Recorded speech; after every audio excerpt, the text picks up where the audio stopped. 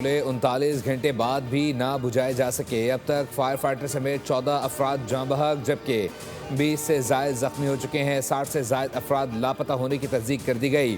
1200 سے زائد دکانوں پر مشتمل پلازا کا گراؤنڈ اور میزانین فلور مکمل طور پر جل چکا ہے۔ مخدوش عمارت کے متعدد حصے زمین بوس ہو گئے۔ سرچ آپریشن کے دوران ایک بچے سمیت 3 افراد کے اعضاء ملے۔ 5 لاشیں شناخت کے قابل نہیں، ڈی این اے کے ذریعے شناخت کی جائے گی۔ ایم انجینئر روڈ پر واقع گل پلازا میں آگ ہفتے کی رات 10:15 بجے کے قریب لگی تھی۔ ابتدائی تحقیقات میں تخریب کاری کے شواہد نہیں ملے۔ انتظامیہ نے ہمیں رپورٹ دی اور اس میں کسی کی غفلت پائی گئی تو مقدمے کا اندراج بھی ہوگا۔ ریسکیو آپریشن احتیاط کے ساتھ کیا جا رہا ہے، اختتام کا ٹائم فریم نہیں دیا جا سکتا۔ کراچی پولیس چیف آزاد خان نے کہا ہے کہ افسوسناک واقعہ ہے۔ ابتدائی رپورٹ کے مطابق گل پلازا میں ہنگامی اخراج کی جگہ نہیں تھی۔ عمارت میں آگ سے نمٹنے کے لیے انتظامات بھی نہیں تھے، جبکہ تنگ داخلی اور خارجی راستوں کے باعث فائر فائٹنگ میں تکنیکی مشکلات کا سامنا کرنا پڑا۔ D I G south Asad Raza کا کہنا ہے کہ پولیس نے 59 افراد کے مسنگ پر مختلف لوگوں سے رابطہ کیا اور تمام افراد کے ان کی فیملیز سے موبائل نمبرز حاصل کیے گئے ہیں۔ 29 افراد کی لوکیشن گل پلازا کے پاس ملی ہے، جبکہ مزید افراد کی لوکیشن کی اسکروٹنی کر رہے ہیں اور پولیس موبائل نمبرز پر مزید کام کر رہی ہے۔ 80% آگ پر قابو پا لیا گیا ہے۔ کئی مقامات پر آگ کے شعلے تھم گئے۔ چیف فائر آفیسر کا کہنا ہے کہ فائر اینڈ ریسکیو رضاکاروں کو اندر بھیجنا شروع کر دیا ہے۔ عمارت مخدوش ہے، زیادہ دیر اندر رہنا خطرناک ہے۔ ہیوی مشینری کے ذریعے ملبہ ہٹایا جا رہا ہے۔ بلڈنگ 2 طرف سے گر چکی ہے۔ آگ مکمل بجھنے تک آپریشن جاری رہے گا۔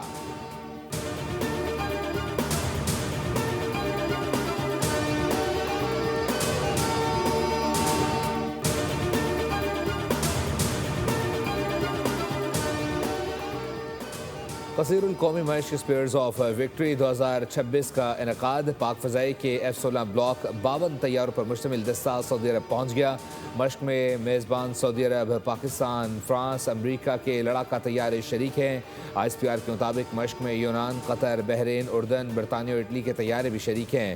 مشق فضائی افواج کی پیشہ ورانہ بصیرت کو مضبوط پلیٹ فارم فراہم کرتی ہے۔ مشق کے لیے پاک فضائی کے جنگی طیاروں نے پاکستان سے سعودی عرب تک مسلسل پرواز کی۔ اسلام آباد ہائی کورٹ کے مستقل ہونے والے 3 ججز نے حلف اٹھا لیا۔ چیف جسٹس سردار محمد سرفراز ڈوگر نے ججز سے حلف لیا۔ مستقل ججز میں جسٹس محمد آصف، جسٹس محمد اعظم خان اور جسٹس انعام امین منہاس شامل ہیں۔ تقریب حلف برداری میں وزیر قانون اعظم نذیر طاہر، ہائی کورٹ اور ڈسٹرکٹ کورٹس کے ججز شریک ہوئے۔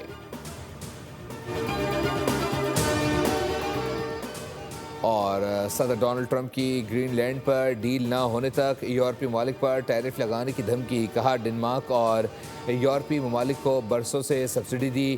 گرین لینڈ عالمی امن اور امریکی قومی سلامتی کا مسئلہ ہے۔ چین اور روس گرین لینڈ میں دلچسپی رکھتے ہیں۔ 1 فروری سے ڈنمارک سمیت 8 ممالک پر 10% ٹیرف عائد ہوگا۔